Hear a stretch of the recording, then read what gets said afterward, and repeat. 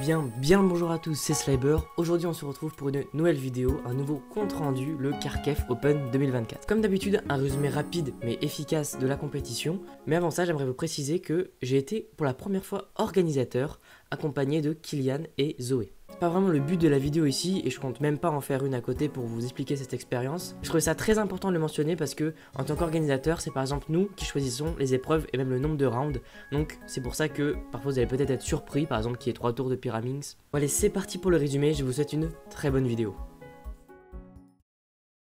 Alors on va commencer par le 2x2, donc il y avait 2 tours, un tour et une finale. Le premier tour j'ai fait vraiment n'importe quoi en fait, j'ai fait un 5,44 AVG. Et en fait ça devait même pas passer au second tour. On en prenait 24 et j'ai été 24ème. Ça s'appelle de la chance en fait. Et après en finale j'ai fait 4,26 AVG, donc c'est ok, c'est par rapport à ce que je fais d'habitude. On passe maintenant au 5x5. Alors là, sujet sensible. On avait un premier tour, une finale en 12 places. Je suis malheureusement arrivé 13ème, mais c'est totalement justifié. J'ai fait une 32 AVG. C'est vraiment pourri, c'est vraiment pas mon niveau. J'ai fait tout simplement n'importe quoi.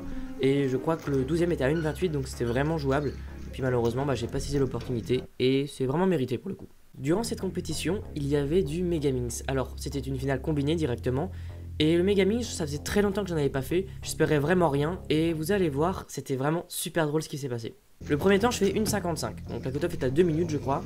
Donc 1,55, bon voilà, j'en ai pas refait depuis longtemps, c'est normal quoi. Après je fais 1,37, bon c'est toujours pas terrible mais bon au moins ça s'améliore. 1,32, voilà, toujours pas terrible mais bon j'en ai pas fait depuis longtemps.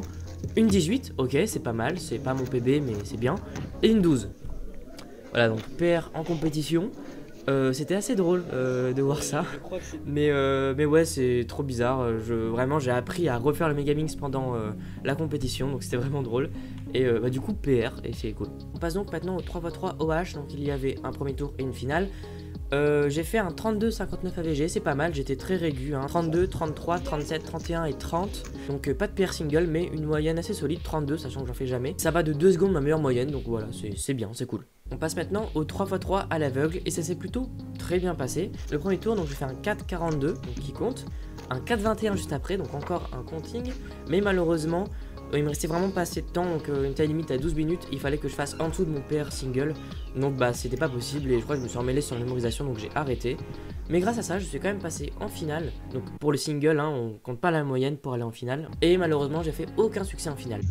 Mais c'était déjà très bien de faire 2 succès pendant la compétition et à la suite surtout c'était assez stylé. On passe maintenant donc au 4x4, donc le 4x4 on a décidé avec les organisateurs de faire 3 tours, comme ça on était tous assurés de faire au moins un second tour pour qu'on puisse faire plus de solve. Donc au premier tour j'ai fait un 47 AVG, vraiment pas terrible, en plus je fais compter un 51 parce que j'ai fait un 1 minute 1 où je pop malheureusement. Au second tour je fais un AVG qui est quand même mieux, 44,93, c'est toujours pas incroyable mais ça reste dans ma moyenne, avec un 39,55 single quand même. Et là c'était vraiment tout juste passé en finale, 44 c'était pas vraiment dans l'abside sheet, c'est beaucoup plus en bas, mais finalement je suis passé 12ème, donc on en prenait 12 en finale, et c'était vraiment tout juste, j'étais à 2 dixièmes de la personne en dessous de moi, donc c'est vraiment tout juste. Et en finale, catastrophe, 48 AVG, vraiment pas terrible, et 44 single, vraiment, c'est vraiment nul quoi. On passe maintenant au 3x3, donc comme le 4x4, on a fait 2 tours et une finale, sauf que on a décidé de faire que des tours avec 75% qui passent. C'est-à-dire que même en finale, il n'y avait pas 10 ou 12 finalistes comme on a l'habitude de voir, mais 75% des gens, donc je sais plus on était combien, mais on était pas mal. Pour vous dire, on a fait 2 tours je crois en finale. Donc premier tour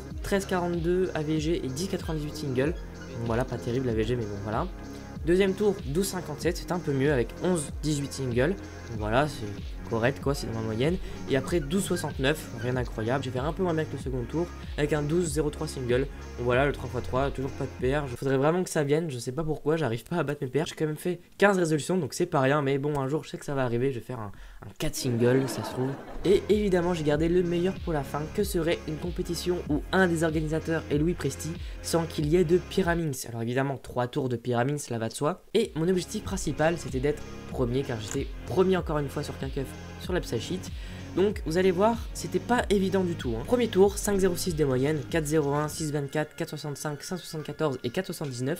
Je suis pour l'instant deuxième et c'est mérité. 5 AVG, c'est vraiment pas terrible. Au second tour, je fais PR AVG, 3,94, donc 4,11, 3,96, 4,01, 3,63 et 3,85.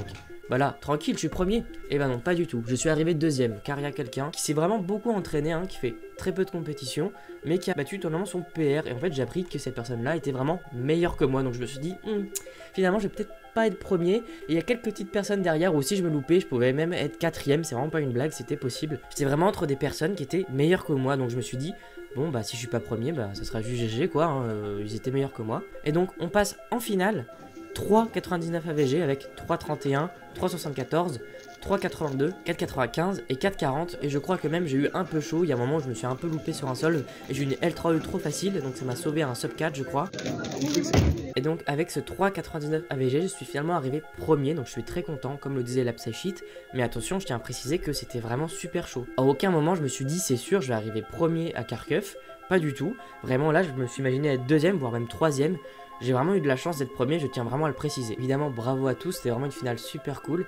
Une finale de Pyramix comme ça, j'en ai jamais eu pour l'instant. Et c'était vraiment serré et je trouve que c'est aussi un peu la beauté du truc. Donc évidemment, c'est plus simple à dire quand je suis premier. Mais j'aurais été deuxième ou troisième, ça aurait été vraiment cool. C'était serré, c'était vraiment super bien.